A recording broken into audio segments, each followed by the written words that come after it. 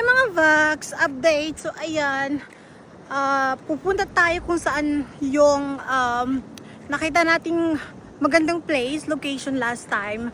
And hindi pa tayo nakapunta doon. So pupunta tayo ngayon doon. And I'm not sure kung puno or maraming tao doon. But ang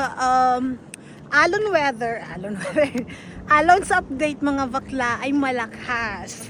So ibig sabihin most likely, mas ano daw.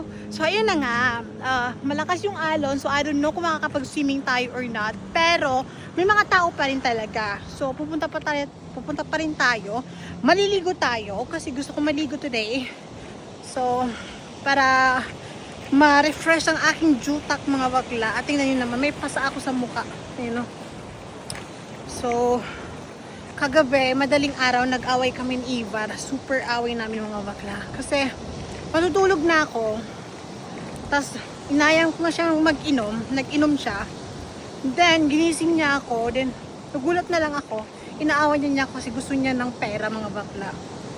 Kasi may pera kami, which is hindi sa amin, pera ng rush, ng pinagtatrabahuan namin. Ginamit niya yung hindi niya pera mga bakla. So nag-away kami kasi ayokong ako yung masisi. So bahala na lang siya. Siya yung mag-explain sa mga Russians na yun. Kasi pera yun ng mga Russians na pinagtatrabahuan namin. So bahala na. Update na lang tayo later on. Bye yo!